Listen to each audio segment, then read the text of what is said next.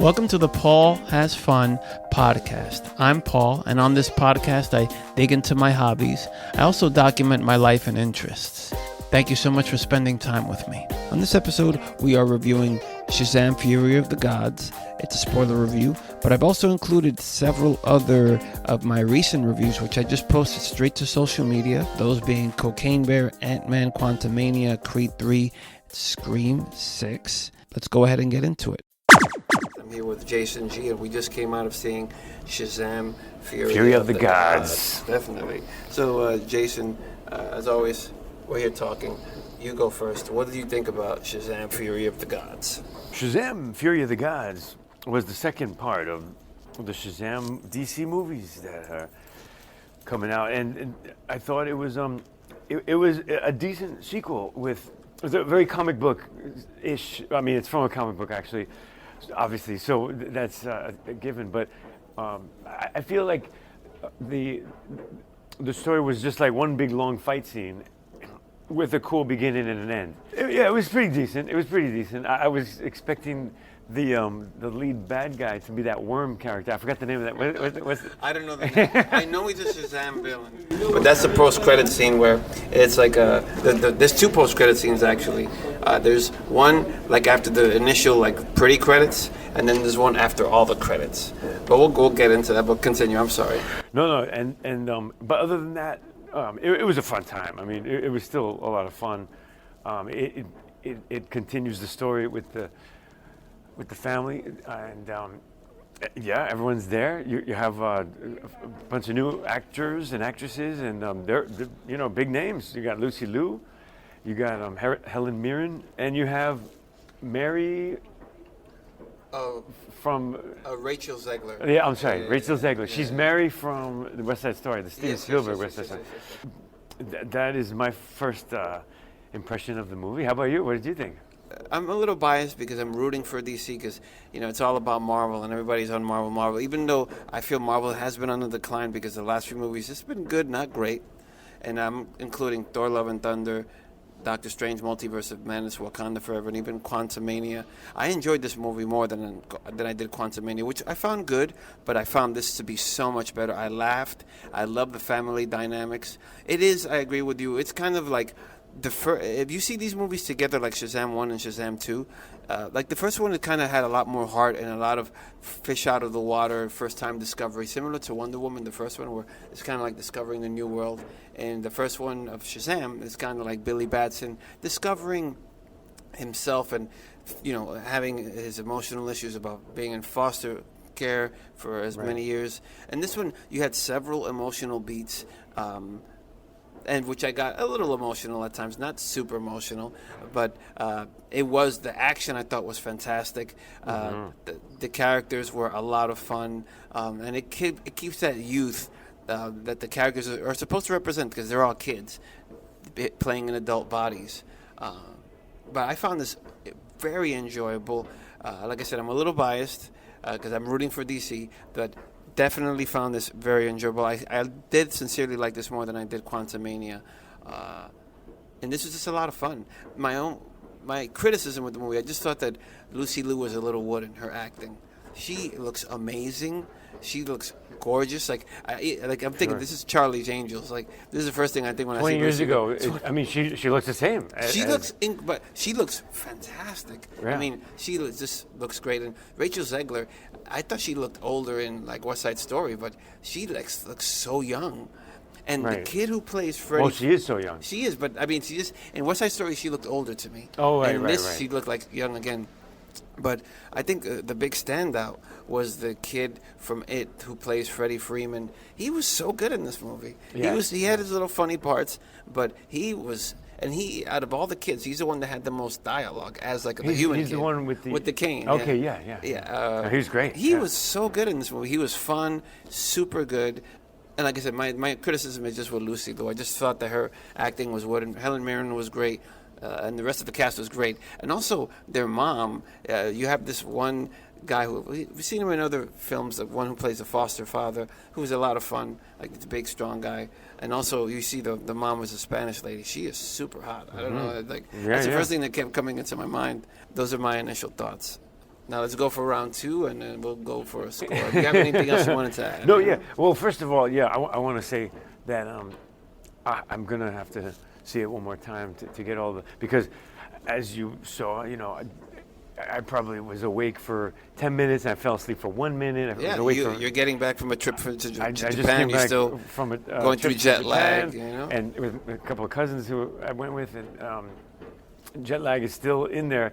So like I go into pockets of like tired, and then I'm awake at weird times, and I'm tired at weird times. So that kicked in. So my first impression was saying that it's like a there's probably some details that didn't connect it from me, probably because I was sleeping, and then so I missed some things so I'll have to watch it again. It's okay. And then but I felt like Lucy Liu seems like she's on a dragon for a quarter of the movie, right? And the dragon character was cool too, like the way the dragon looked. But yes, the dragon looked amazing. Yes, she was on that dragon for a long period of time. Yes, she was just sitting there. She must have had 2 weeks just sitting in a room, right? Just pretending to fly a dragon. In a rubber suit. And then it looks like she's like trying to steer the thing. But it's like, how could you steer that thing? That thing is was holding on to some of its spikes that it had. Oh, yeah. But no, that CGI was the best effects of the whole movie, I think. That dragon looked amazing. That dragon looked very cool. I mean, honestly, even like with Shazam with the others, like there were some points you can tell it's like CGI, but it's so seamless how like he could be flying and then he lands and then it's him to Zach Levi acting. Yeah. And I thought that was very well done. Like I said, I'm sorry, I interrupted you. Continue. No. I do kind of hope that they had more scenes in the school again, because I like when they have that, school time.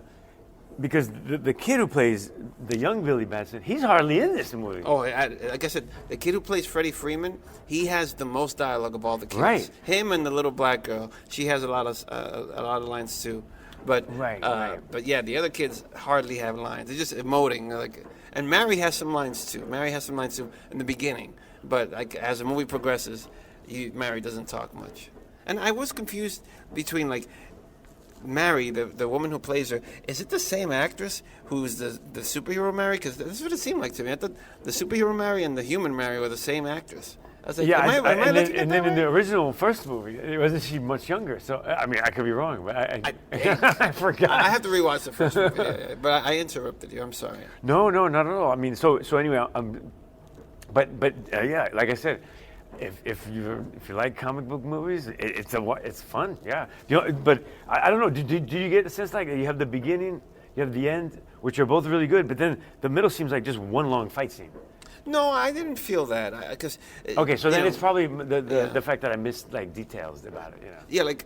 I didn't feel that. I didn't. Like the movie did have a story, and like I said initially, like if you see both of the movies back to back, which I'm sure will be available in HBO Max. Like definitely, the first movie is the Discovery movie, and this is the action movie. Yeah. It's kind of like you have Alien, and you have Aliens, not in the horror sense, but in the sense of like you have the one that's kind of like a slower setup, but it has like its heroic moments. But this one is pure action. Yeah, this is definitely pure action. Another criticism I have is it was cool having Wonder Woman show up in the end. People were clapping in the theater, very cool. Our theater wasn't very full. But I didn't know that she's a god, that she can grant the staff powers again. I didn't understand it. Like I didn't know Wonder Woman was a god. I know she's born from gods. And then it was kind of like, like her showing up was just kind of like, let's just throw her in there. Exactly. Yeah, and like... And then, some people are like, oh my gosh, And it's the movie's alluding to her, like, showing up. And there's even, like, dream sequences where, like, they don't show her until they actually show her at the end. But I'm sorry, continue. Yeah, so it was kind of like a cheap shot, right? Like, it's kind of like if they were going to include her, I mean, it's great to include her because they're trying to connect everything. But then the way they did it was just, let's just throw her in at the end. She just walks over and grabs the pole. And then grants the power again. I disagree. I don't know. No. There was a dream sequence he had earlier that it was like him in Paris talking to her. And then it's they showed his face at first. Yes. And then that was great, funny laugh, like a great laugh. The movie does have laughs too. No, of course. I laughed out loud several times. Yeah. That's why I wish a little more of like, the regular kid's life And then again with the superhero life, I wish it was more of that because Yeah, in the first movie, you got a lot you of got that. a lot of that, but they're introduced to the characters, so that makes sense. But then I wish they did just a little bit more with the school or like regular, just street, family life, street life, whatever, to go back and forth a little more. I don't know. It seems like just a like for me, like story is very important. Yeah. And this just seemed like a little. Not as much on the story side. Of course. But anyway, yeah, all the actors are fun. Of course, the guy who plays Shazam. Zach Levi. Yeah, he's really fun. Yeah. I think he has a blast because he's like, just pretend you're was it 8? How old is he? He's about to be 17 Yeah. throughout most of the movie. But in the first one, he was younger. Oh yeah, he was. Right. What was I gonna say? So maybe that's what it is. Maybe the original characters grew, so now the new girl, Mary, what's her name? She looks like the same age now. But by the time that you have, if they do a next movie, we'll see how the box office does for this one. But if they do another one, which we hope they will, the characters are gonna have to be like in college and stuff by then because they're all like aging up, Yeah, and they're growing. To your point, the majority of the movie is spent with the heroes. Is spent with Zach Levi, not the Billy Batson kid. Right. Yeah, it's spent with them being superheroes. I found it a lot of fun. If this was to be like a bigger franchise, which I hope it will, because I like I said, these first two movies in this series, if there are to be any more, were so enjoyable. Like when you go into the world of Shazam, it has a lot of cool stuff. Like it does, we got that library with the pen that writes. That was cool. And then like it almost gave like a Harry Potter vibe. Yes, Which I love that because you don't see that in a lot of the other superhero movies where there's like this other magical realm, like of the doors and of the Harry Potter thing, and there's like the Greek gods. So there's like so much more to like kind of dig from this earth, and that's not even talking about his human arch nemesis, which is like Dr. Savannah, and then like I said, the little worm with the little talking, and so there's a lot of stuff you can still kind of mine and even grow in this world, Right. So that's what I'm saying. Like, I wish there was a little more story because all this is really was like these gods were coming to get the staff in the museum in the beginning, and then just want to like fight and take over the world, so to speak. And then it's just one big fight. It's like punish the world because like the world like kind of killed their father kind of thing. So I was just expecting a little more story. That's all I was thinking. Like so you like think and wonder and as opposed to just a fight scene and then. I mean, other story bits, and we're gonna wrap this up soon. We're gonna go one more round and give our score. Other story bits was like Billy dealing with coming out of foster care because he was about to age out. Like that was good. Yeah. And also him dealing with abandonment issues with his family like not being there, him having to leave or them leaving him, and him kind of dealing with that as well. But final round, final thoughts, and a score. What are your final words, Jay? I would say final words is I would say it's a 7.7. That's my score. Absolutely. But besides those things I was saying, I wish there was more of. It's still a fun movie. I'm gonna watch it again, and I hope everyone goes out there and watches it because it's. I think it's the same director, right? It is the same director. Yeah. So it seems like they're all having fun. And I want more. I definitely want more. It's great. I hope they connect it more. Like this is the first time. Well, they did have at the end of the first one. They had like part of Superman being shown in the school without showing his face. Here they actually show Wonder Woman's face. So that'd be awesome because they in a lot of the animated stuff they are together. Like a lot of like you see Shazam with like the Justice League and all that stuff. So this is that's gonna be awesome. That's gonna be fun. I really enjoyed this movie. Like I said, I enjoyed it. This is the most recent superhero movie that I've seen of the bunch that I've seen lately. That you really enjoyed? I did, sincerely. Like, cause it was just like, it was like belly laughs. It was just a good time, and it's a movie that gives the audience what it wants. Like, if you want a little romance, and you think this character's going to get with this character, most likely are. Right. You want this person to be saved? Well, we're going to go ahead and make sure that they get saved. Sure. So the movie's predictable in that way, but it leaves you smiling. Yes. And I don't know if this movie's 100% for kids because there's some like things like creatures getting impaled and all kinds yeah. of things. It's So scary, violent stuff. and some scary monsters too. So I don't know if it's completely like for little kids. For like 5-year-olds, no. Yeah, but maybe like for a little bit older. 11, 13. Yeah. That'd be like great. a family movie. Perfect, Yeah, perfect, 100%. perfect. So this movie was a lot of fun. Very enjoyable movie. I give this an 8. Like I said, I very much had a great time, and I'm so glad that we got to see something else together because we hadn't seen something in a while, definitely. Yeah, and just a closing note. Yeah, the like little relationship that started with her name Rachel Zegler and Freddie Freeman. Yeah, those two. They're becoming a thing. And then I thought that Rachel Zegler's character was going to be one of the bad guys. I thought she was. I thought she was tricking him in the beginning. Okay. To. Oh, she was. No, I know she was, and then she changed, right? Yes. But then I thought she was going to be like forever the bad. Yeah. So that was cool. But then I think Marvel did it in a cool way where they spread that relationship over like 3 movies, and then they solidified that they liked each other. They finally did that. Wait, for which character? Oh, for Spider-Man, Oh yeah. You mean like Zendaya and Tom Holland? Yeah. Right. Where this came together, but it was very charming. I love the fact like at the end like they're holding hands at the table. And that was so cool. Yeah. They make. The movie's sweet real couple. good. The movie, it is a sweet couple, and she comes across as very sweet. You know what I mean? Yeah. So it's been a few days since I've actually watched Scream 6, and in those days I have rewatched Scream 5 to give a little bit more context to this particular review. Now, my thoughts on Scream 6. Scream 6 was a lot of fun. I felt it had CW channel type teen romance, even though these folks are all adults and they're in college and stuff, and some are even beyond that. But between Chad and Tara, and then Sam and her next door neighbor, it's kind of like CW kind of romance.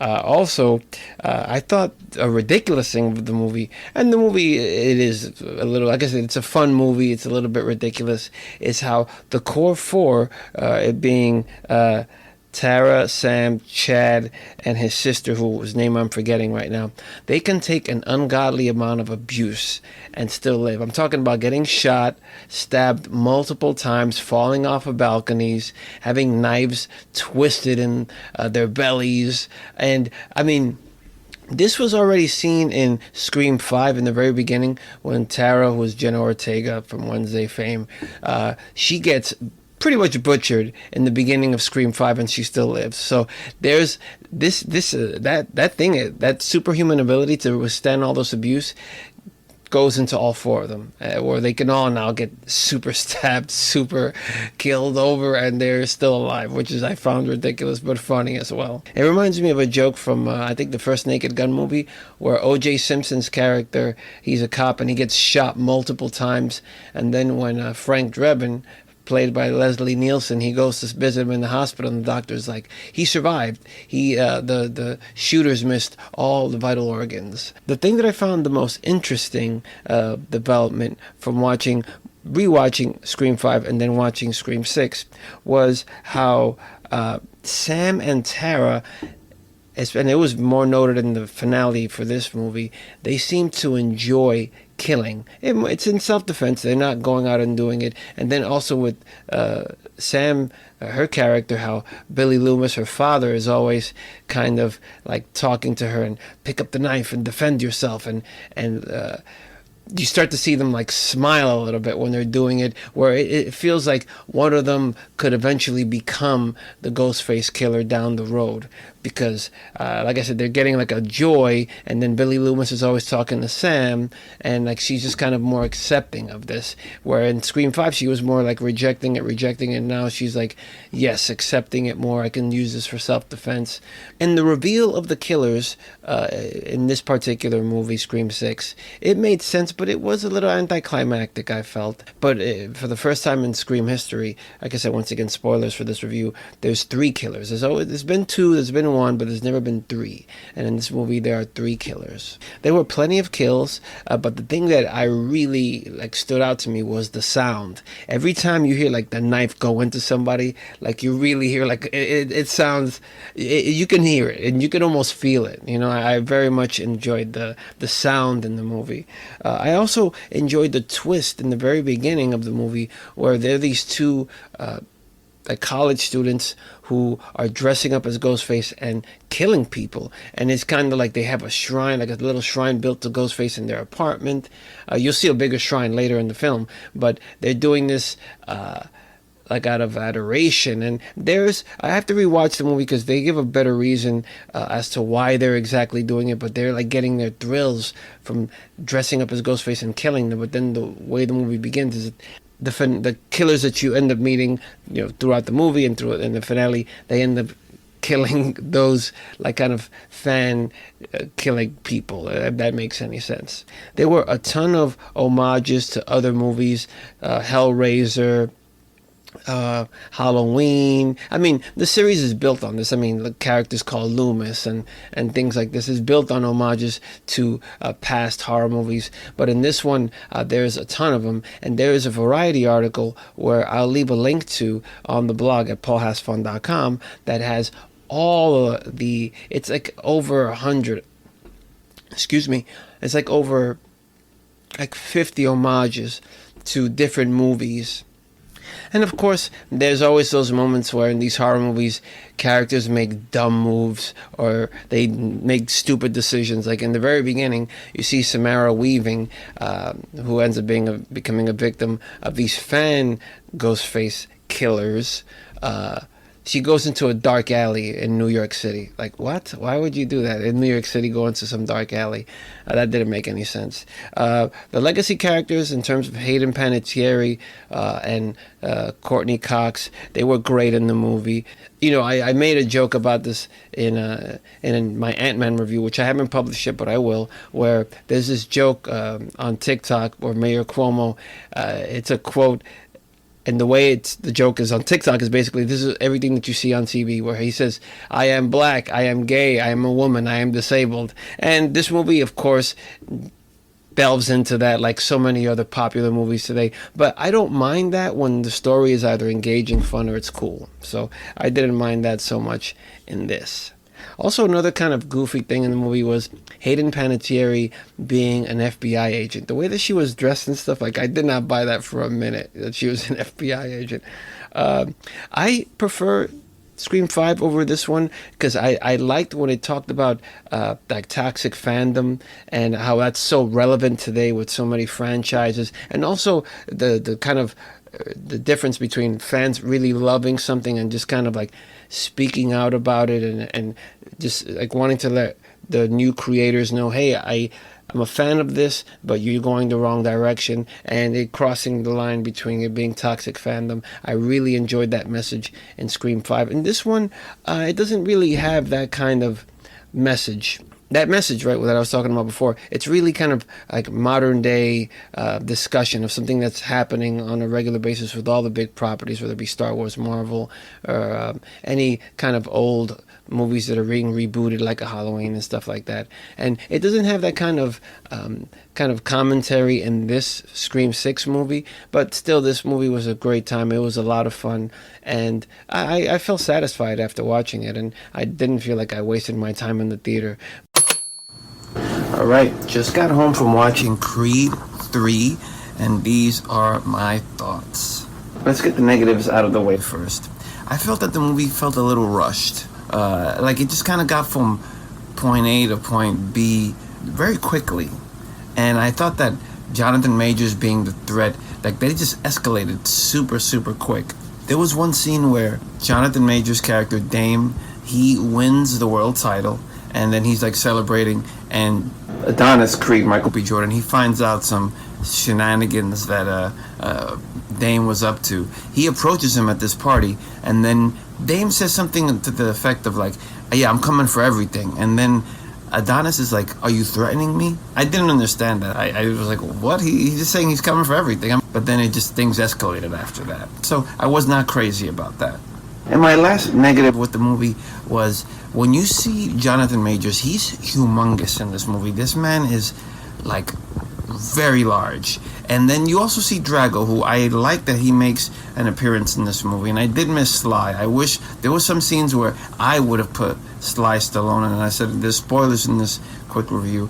Like when Adonis's mother dies, like how is it that you don't see Stallone at the funeral for that? Or like even just offering some words of wisdom or something like that. I really missed Stallone in this movie. I wish he was in it. Okay, so getting back to my point, Jonathan Majors and Drago, they look humongous in this movie. So I don't understand how Adonis, or even there's a champion in the beginning of the film, like a Spanish guy, how they're even in the same weight class as Jonathan Majors or even Drago, because they look like monsters compared to Michael B. Jordan or this Spanish champion that you see earlier in the movie. I was like, how are they even in the same weight class? So that was another thing that this definitely got to check your brain at the door. Now to the good parts. What I really enjoyed about this movie, it was intense. As with all these Creed movies, well, this movie is a great third part to this trilogy of these Creed movies. In all these movies, you feel the intensity and the way the boxing is shot, and you're very tense because you're afraid of what's going to happen. But this movie has that in spades. Also, it was emotional. I found myself getting emotional multiple times.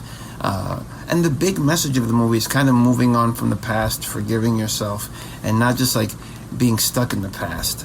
And that's what I got out of the movie and the message of the movie. Michael B. Jordan kind of wrestling with that pain and wrestling with forgiving himself for actions, for his relationship and how it kind of went with this Dame character who's a character from his childhood. Winds up going to jail, and they just, he doesn't Adonis doesn't really kind of follow up with him, check in on him, and he doesn't forgive himself for that, and several other things, but that was a big part of it. And of course Dame reminds him of not checking in on him and stuff like that.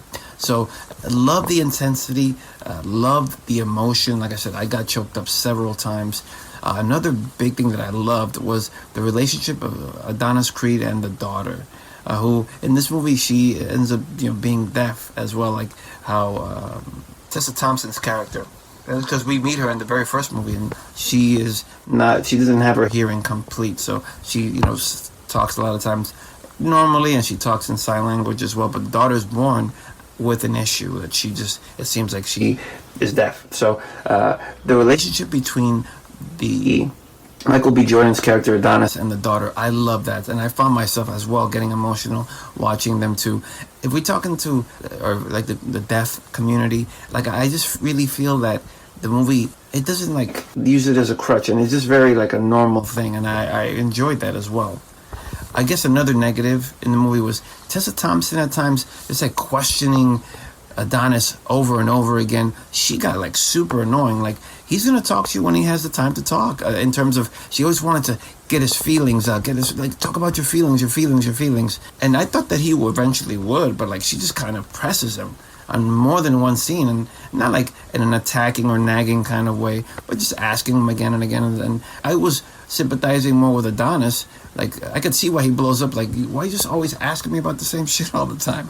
So Tessa Thompson's character at times was very annoying. Also, Jonathan Majors as a sympathetic villain was great. And the thing I loved what he did is he would have these facials when he was boxing, and they were fantastic and ugly and mean, and I thought that was great. His facials while he do it all. I can't even do justice to it, but his faces were great for sure. And the final thing that I really loved about the movie was, all these movies, they end in a big boxing match, but these two characters, they have a lot of history and emotion between each other. I'm talking about Adonis Creed and Dame, Jonathan Majors and Michael B. Jordan in the movie.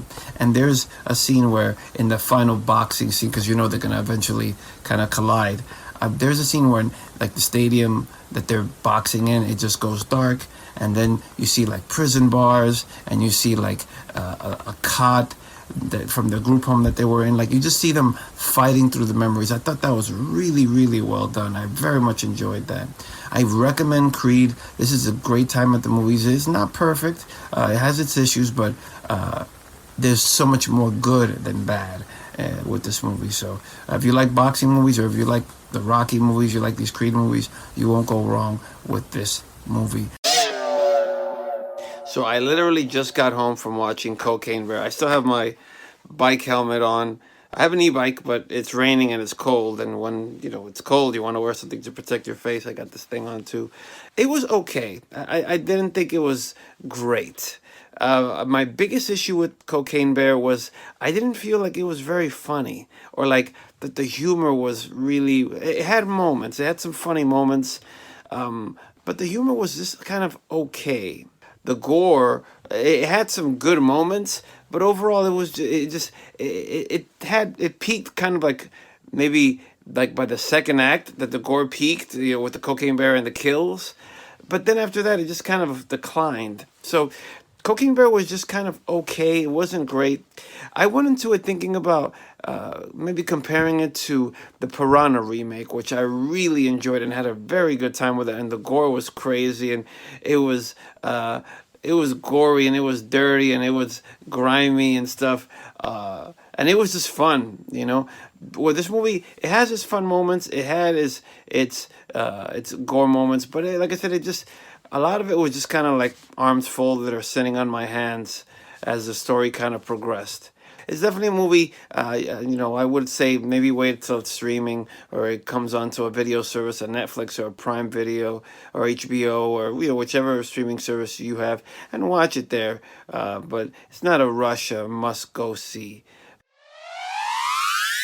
I just got home from watching Ant-Man Quantumania, and these are my thoughts. Visually, it was really something else. It was so sci-fi. Like, if you see like these old soft cover sci-fi books, like from the 70s and the 80s, and you see these wild planets and these crazy terrains, all these different colors. That's what Ant-Man Quantumania looked like for the most part, and I found it to be super cool. It's very kind of like mountains, rough, rocky terrain, and then you see these futuristic space cities. So I thought visually it was really gorgeous. Like, if you're into sci-fi stuff, really very cool looking. And of course, it being a Disney movie, there's always going to be some kind of wokeness or some kind of a message, which, like I've said on my podcast before, like if it's done really well, I don't mind wokeness in the movies. If it's a really great part of the story, I don't mind it. I think an example of that is The Last of Us, right? Where you have this black handicapped character, this little deaf boy, and then you have this like kind of Karen woman. But in that particular show, and you even have like the whole gay episode with Last of Us, very woke, yes, very pushing. What does that Mayor Cuomo quote say? Like, you see it on TikTok. I am black, I am gay, I am disabled, I am a woman. Yes, when it's done well, I don't mind it. But in this movie, there is clearly a line by Michael Douglas, Hank Pym, who's talking about socialism and like how it's a great idea. And I was not crazy about that, definitely. It was a good time. The movie as a whole was a very good time. I had fun with it, but it wasn't very funny. Like some of the previous Ant-Man movies, and even some of the previous Marvel movies, they have some fun laughs. But this one, like the laughs were, it was going for it, but it just wasn't very funny, unfortunately.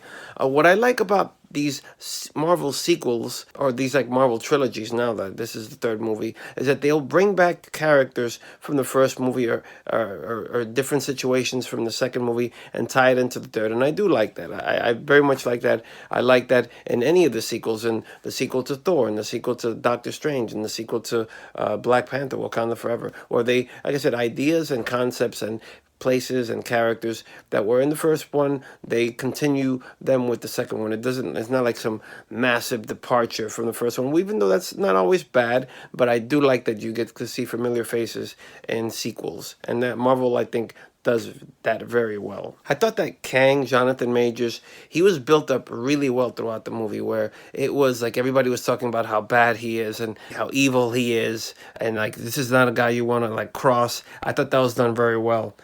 He looked cool in his presentation and like his throne room and like I said, the presentation of Kang, very cool. But the only issue I really had with him is his motives. He does explain them in the movie, but I just still was feeling like, why is it that you do what you do? The explanation that I understood is he does it because he's trying to help the other timelines by destroying the other Kangs that are in these other timelines, because there's multiple Kangs in multiple timelines, and he's trying to stop them from ruining all the other timelines, so he has to destroy the whole timeline, and that's like trillions of people, trillions of aliens in doing so. But why is it that you have to do that? Why is it that you come to this point of having to destroy the other Kangs? Is it an ego thing? Like, why? Like, I just wanted to drill down more into why is it that you're doing what it is that you do? So I just felt that that wasn't very explained, but I look forward to having him as the big bad in the following movies, because I guess the presentation of Kang, and I think the way Jonathan Majors portrayed him, I enjoyed it. I thought he was great in it. And as we've seen in a lot of the recent MCU stuff, where like the men are kind of pushed down, or they're idiots, or they just can't handle themselves, I felt that in this movie, the men and the women, they stepped up together and they were strong together, and I very much enjoyed that. The women definitely very lacked a lot of femininity in the movie. The women are just really masculine. You meet this one like warrior woman who she kicks ass, and she has this cool spear where she stabs people with it, or she beats people up, like they break up. That I thought that was cool. But the way that she was presented was like she was like a man, basically. So it's like, why, if she's gonna be presented as a man, why make her a woman to begin with? I'm saying. And Corey Stoll as MODOK, he was okay, but and like I said, he had some funny lines, but it just wasn't that funny, and it just wasn't that impactful of having him in the movie. I thought he had more impact in the first Ant-Man movie as the main bad guy, but in this he just kind of was very, not even a secondary character. He's just like a kind of a throwaway character. Big criticism of the Marvel movies, they have to kill everybody all the time. But then, then again, just because you die in a Marvel movie doesn't mean that you can't come back. So I wasn't crazy that they killed him off, but he just wasn't treated as any kind of character. Like, he was just kind of throwaway, to be honest with you. I liked Cassie Lang in this movie. She seemed to be like a know-it-all, but sometimes I guess teens or young kids try to be know-it-alls. Like, I know better than my parents.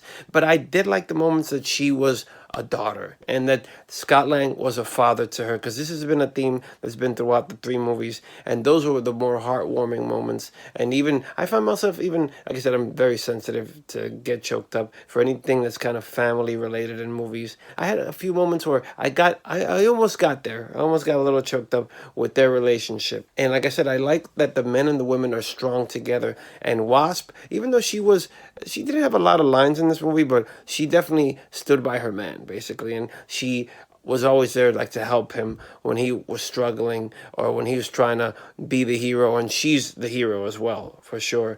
She definitely holds her own, but she was there to support Scott, and I really appreciate that. Bill Murray was a lot of fun, him popping up at the movie. I know that he's supposed to be canceled, but I'm glad that he's in this movie, because it's always a pleasure to see Bill Murray. And finally, I would say I like how this movie feels, older MCU movies felt like, in the sense of like, this was an episode of a long series, where some maybe of the past movies didn't feel like that. Like maybe like the Eternals, or Thor Love and Thunder, maybe even the Doctor Strange Multiverse of Madness, Wakanda Forever, where it doesn't feel like there was a connecting story throughout these movies. There wasn't. But this movie definitely has elements where it's gonna, like the very end credit scene, it connects to Loki season 2 on Disney Plus, and that kind of stuff. And also the first end credit scene, it just kind of plays to like, there are more Kangs and this character's gonna be around. So this felt like old MCU, in the sense of that it's a movie that connects to other things, and I like that. overall, like I said, this was a good time. The movie was good. It wasn't like out of control, great, visually amazing, like so many of these Marvel movies are. As always, please post any of your thoughts, comments, feedback on the blog at paulhasfun.com. If you're watching this on YouTube, comment down below. Thank you so much for watching. Thank you so much for listening. And I will catch you on the next one.